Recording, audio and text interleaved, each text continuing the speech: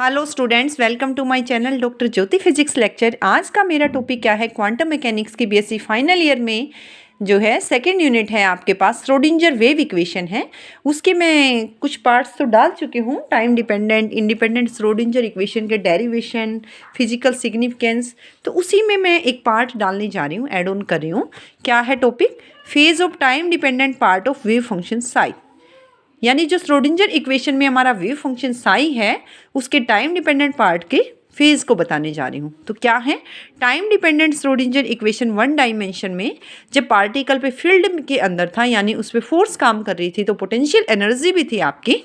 तो वहाँ पे मेरे पास क्या थी? वो आईटा H cross curly psi by curly t that is equal to, ये मेरा काइनेटिक एनर्जी से पार्ट था, ये हमारी पोटेंशियल एनर्जी से था।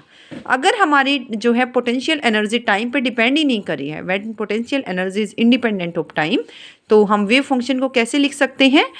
इसके जो है पार्ट्स को, टाइम पार्ट्स को और पोजीशन पार्ट को हम अलग कर सकते हैं। तो फाई एक्स हो गया, यू टी हो गया, ये टाइम पार्ट है यू टी हमारा। तो बेसिकली फेज पार्ट हमारा कहाँ से आएगा? टाइम वाले से। तो मेन हमारा फोकस रहेगा यू पे। डिफ्रेंशिएट करो फर्स्ट इक्वेशन को विद रिस्पेक्ट टू टाइम। क्या आ गया हमारे पास? Curly psi by curly T is equal to phi x constant है क्योंकि ये टाइम का पार्ट नहीं है, into curly you by curly T. अब हमारे पास एनर्जी ऑपरेटर की वैल्यू क्या थी? एनर्जी को साई पे ऑपरेट कराया था, तो ये हमारे पास आइगन वैल्यू भी बोलते हैं इसको। ये वैल्यू आ रही थी eta H cross curly by curly T psi. तो यहाँ पे आप साई को फर्स्ट इक्वेशन से वैल्यू सब्सटीट्यूट कीजिए, ई इंटू साई की जगह रखिए phi x into you T is equal to eta H cross curly psi by curly T. यहाँ से curly psi by curly T की वैल्यू क्या आ रही है?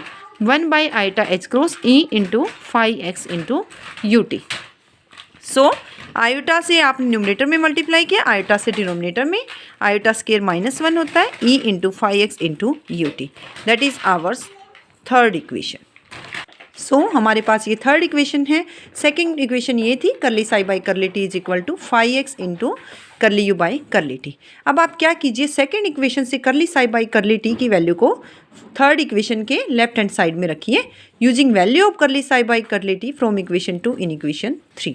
क्या बन गया आपके पास? आ गया phi x into curly you by curly t that is equal to minus आईटा by H cross E into phi x into you t.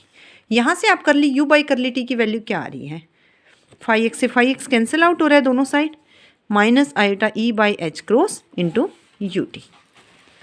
क्या करोगे आप? अरेंज कीजिए, रीअरेंज कीजिए टर्म्स को। Curly you by U that is equal to minus आईटा by H cross E into curly T. Integrating both sides, fourth equation को integrate कीजिए। तो क्या आ गया? दोनों साइड इंटीग्रेशन का साइन लगाया, प्लस सम कॉन्स्टेंट पार्ट आ गया। अब आपको पता है डी यू बाई यू क्या होता है? Logarithm of you. कुछ ऐसा ही यहाँ पे बन रहा है लेफ्ट हैंड साइड में। तो क्या बन गया? लोगरिथम ऑफ यू टी और to the base E that is equal to minus आईटा by H cross E, और करली टी का क्या आ गया? टी इंटीग्रेशन के बाद। और कांस्टेंट ऑफ इंटीग्रेशन को सिंप्लीफिकेशन के लिए मैं क्या बोल रही हूँ? log ई यू जीरो, यानी टाइम हमारा क्या है? जीरो है। इसको आपने क्या कह दिया? Where log E U zero is equal to constant of integration. So हमारे पास ये इक्वेशन आ चुकी है, log E U T is equal to minus आईटा by H cross E T plus log E U zero. That implies log E U T minus log E U zero is equal to minus आईटा by H cross E into T.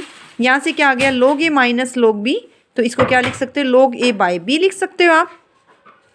log E U t by u naught is equal to minus आईटा E T by H cross. अब दोनों side आप exponential ले लीजिए, क्या आ जाएगा आपके पास? Exponential लिया इधर, logarithm of e you t by u naught that is equal to exponential of minus आईटा E T by H cross.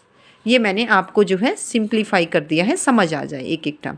Exponential से लोग वाली टर्म्स कैंसिल आउट हो जाती हैं अगर आपको बेसिक पता है तो। क्या बन गया? लेफ्ट हैंड साइड में u t by u naught is equal to exponential of minus आईटा E T by H cross.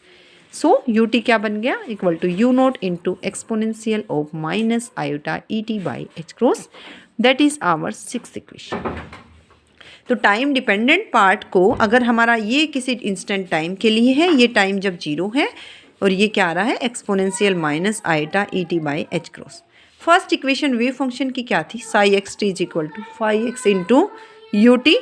तो यहाँ से क्या हो गया? फाई एक्स ut की जगह वैल्यू सब्सटीट्यूट कीजिए सिक्स्थ इक्वेशन का यूज़ करके u not into exponential minus iota E T by H cross. तो ये वेव फंक्शन आपका आ चुका है। अगर आप यहाँ से देखोगे तो ये हमारा क्या है, बेसिकली टाइम वाला पार्ट है। सो 3 डायमेंशन में हम क्या लिख सकते हैं, साई एक्स टी ये 1 डायमेंशन में था, psi r t is equal to phi x की जगह r u naught exponential minus आईटा E T by H cross.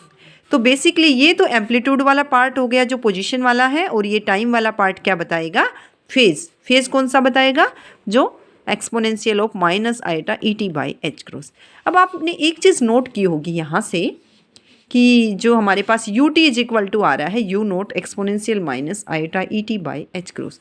Basically है क्या ये चीज़, अगर आपको लाइक ये वेव फंक्शन होता हमारा साई एक्स टी, क्योंकि ये उसी का तो पार्ट है कि हम अपने जो है वेव फंक्शन की बात करें हैं किसी टाइम t पर, तो ये हमारा वेव फंक्शन कौन सा हो जाता, साई नोट, यानी जब हमारे यहाँ टाइम क्या है 0। तो अगर आपको दोनों को रिलेट करना हो वेव फंक्शन क्यों, एक आपका t इक्वल टू 0 पे आप नोट कर रहे हैं पार्टिकल की पोजीशन के लिए, एक आप देख रहे हैं t इक्वल टू 5 सेकेंड पे। तो जस्ट आपका जो t इक्वल टू 0 पे है उसको किससे मल्टीप्लाई कर दोगे, exponential of minus आईटा E T by H cross.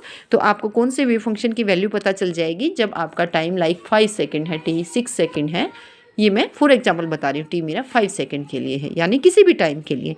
तो ये इसका सिग्निफिकेंस है फेज पार्ट का, टाइम वाले पार्ट से। ओके, अगर आपकी कोई क्वेरीज हैं तो आप कमेंट सेक्शन में डाल सकते हैं।